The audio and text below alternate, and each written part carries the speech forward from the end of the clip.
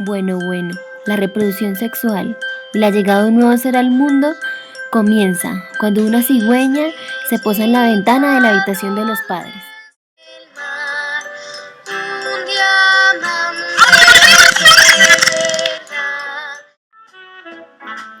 Es una broma. En realidad no ocurre así.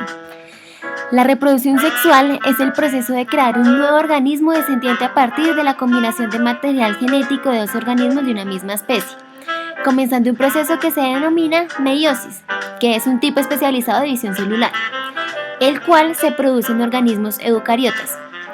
Los gametos son los dos tipos de células especiales, uno más grande, el femenino, y otro más pequeño que corresponde al masculino. La fusión de estas dos células se llama fertilización y esta crea un cigoto, que incluye material genético de los dos gametos. Es un proceso que se llama recombinación genética, donde el material genético, es decir, el ADN, se empareja para que la secuencia de los cromosomas homólogos se alinee. A continuación, se producen otras dos divisiones celulares más, para producir 4 células hijas con la mitad de cromosomas de cada una de las dos células del padre y el mismo número que tienen los padres. Aunque puede ocurrir la autofertilización. Por ejemplo, en la reproducción humana, cada célula humana contiene 46 cromosomas, es decir, 23 pares, mientras que los gametos solo contienen 23 cromosomas. Así el hijo tendrá 23 cromosomas de cada padre recombinadas genéticamente en 23 pares. Ahora, existen diversas formas de reproducción sexual en el reino animal, pero en este video vamos a tocar especialmente el del pez, el mamífero y los anfibios. La reproducción sexual en los peces las encontramos en 3 patrones muy bien definidos: los vivíparos, los ovivíparos y los ovíparos. La gran mayoría de los peces son hermafroditas. Esto quiere decir que tienen ovarios y testículos en su fisionomía. Los vivíparos son aquellos que paren a su cría ya como juveniles completamente formados. El requerimiento del proceso de fertilización interna es una característica de especialización obligada en este grupo. Entre todos los peces que actualmente existen, hay 40 familias con unas 420 especies de los peces cartilaginosos, que son la mayoría, que poseen esta estrategia vivípara de reproducción. Por ejemplo, tiburones y rayas. Los machos de estos dos grupos poseen una modificación en sus aletas ventrales en forma de órgano copulador, que les sirve para transferir los espermatozoides durante la fertilización interna. En los osteicios o peces óseos encontramos esta misma característica en 13 familias, con aproximadamente 510 especies representadas. Ahora vamos con los ovivíparos, que también requieren de una fertilización interna. Son aquellos donde los huevos son retenidos por la madre hasta la eclosión, pero la nutrición del embrión no depende de la madre sino del vítero del huevo. Esta estrategia reproductiva no es muy común en los peces marinos. En este grupo encontramos que en los machos es la aleta anal, llamada gonopodio, la que se modifica para introducir los espermatozoides en la cavidad ovérica de la hembra. La gran mayoría de los peces marinos son ovíparos. En estos, los huevos son expulsados al medio y la fertilización es externa, aunque en raras ocasiones puede suceder eventos donde ocurra fertilización interna antes del desove.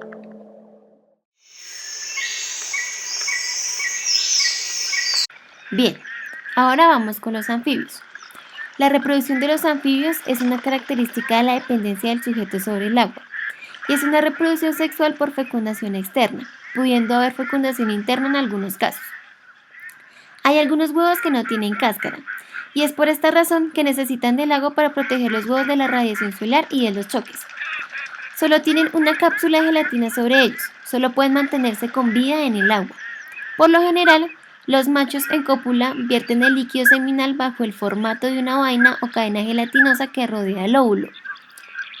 Y esto es lo que permite la fecundación de las hembras.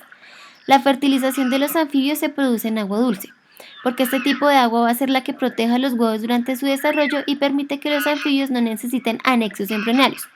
Por ejemplo, el saco ambiótico o alatoides, estas son algunas de las características que difieren de otros anfibios vertebrados terrestres. Una vez que el óvulo es fertilizado, el desarrollo varía según la especie. En algunos casos, los huevos se desarrollan en los sacos dorsales de la hendidura de las piernas. A veces pueden depositarse sobre las plantas acuáticas. Después del desove, el macho y la hembra se separan. Los anfibios pueden tener 39 tipos diferentes de reproducción y este número solamente es superado por los peces. Vamos a hablar un poco del apareamiento y vamos a colocar como ejemplo a los sapos y las ranas. Durante el apareamiento, conocido como amplexus, sujetan a la hembra por la zona axilar. No obstante, en el sapo de espuelas o el sapillo pintojo, el macho agarra a la hembra por la zona lumbar.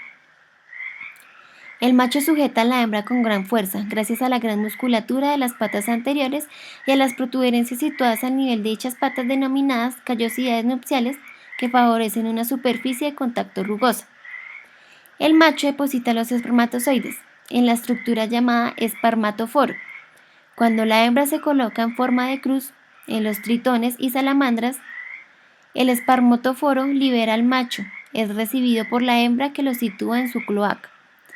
Tras la puesta, la hembra experimenta cambios, se adelgaza, rechaza a los otros machos y adopta una postura que impide que sea sujetada por machos listos para la cópula.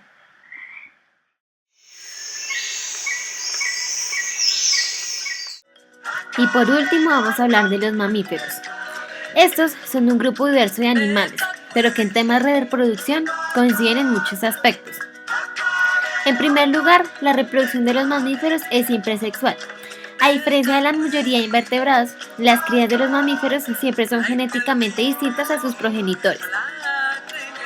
La fecundación de los mamíferos es siempre interna, probablemente como una consecuencia de la mayoritaria vida terrestre que poseen. Siempre existe un miembro especializado en la introducción de los gametos masculinos en el cuerpo de la hembra. Este miembro normalmente se conoce como pene. Un dato general de la reproducción de los mamíferos es que la gran mayoría de mamíferos son vivíparos. Esto quiere decir que después de la fecundación, el embrión se implanta dentro del vientre de la madre en una estructura especializada y allí se desarrolla hasta que nace. De hecho, esta característica es prácticamente exclusiva de los mamíferos. Solo hay 5 especies que no cumplen este hecho y todas ellas se encuentran en el grupo de los monotremas. Los monotremas incluyen animales como los ornitorrincos y estos son ovíparos, es decir, el embrión se desarrolla en un huevo depositado en el medio externo. En la reproducción de los mamíferos también hay algunas diferencias en el desarrollo que sufre el embrión una vez fecundado y por eso se conocen dos tipos de vivíparos, los placentarios y los marsupiales. En los placentarios, los abundantes, el embrión se desarrolla durante un largo periodo de tiempo dentro del útero materno y se alimenta gracias al alimento que llega a través de la placenta. En el caso de los marsupiales, el desarrollo útero es corto y completa su desarrollo en una estructura conocida como bolsa marsupial, donde se concentran las glándulas mamarias de las madres. Algunos ejemplos de los marsupiales son los canguros y los koalas. Ahora vamos a hablar de algunas características especiales. Una de las características más comunes entre los mamíferos es la dependencia que tienen los recién nacidos con sus respectivas madres. El primer alimento que reciben las crías de los mamíferos es siempre la leche de la madre, que no obtiene a través de las mamas. De ahí radica el nombre de la clase. Esta leche es rica en grasas, hidratos de carbono, minerales y proteínas que el recién nacido necesita para crear en su primera etapa de vida.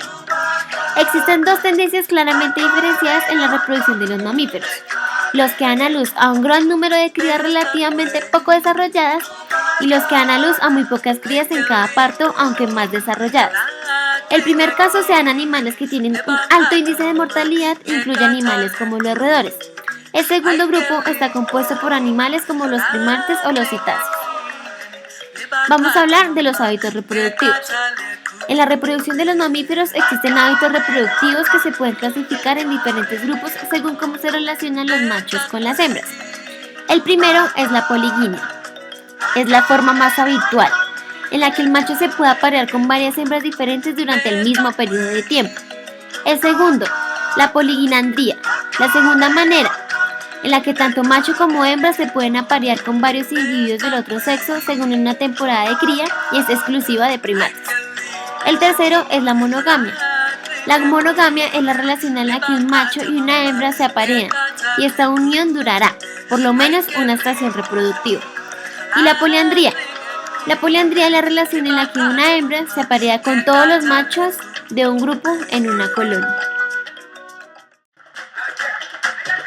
Y bueno, este fue un pequeño recorrido por el gran sistema de reproducción sexual de los animales. Este fue un trabajo realizado por Diana Alejandra Osorio Domínguez, María Fernanda Huérfano, Mateo Martínez, Carlos Márquez, Anderson y quien les habla, Natalia Díaz.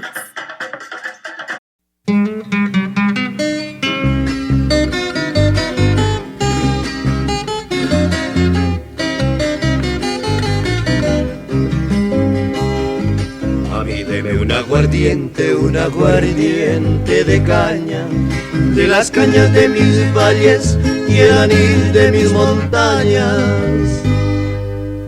No me den trago extranjero, que es caro y no sabía bueno, y porque yo siempre quiero lo de mi tierra primero. Ay, qué orgulloso me siento de haber nacido en mi pueblo.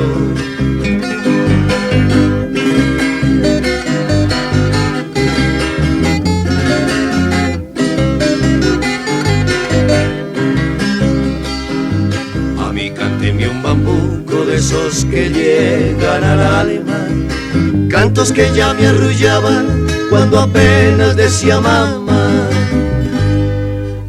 Lo demás será bonito, pero al corazón no salta, como cuando a mí me cantan una canción colombiana. Ay, qué orgulloso me siento de haber nacido en mi patria.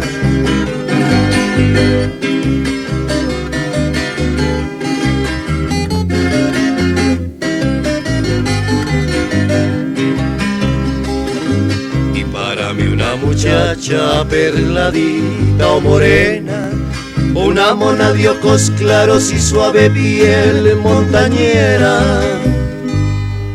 Muchachas, música y trago, de la sierra o de mi llano. Ay, qué orgulloso me siento de ser un buen colombiano. Ay, qué orgulloso me siento de ser un buen colombiano.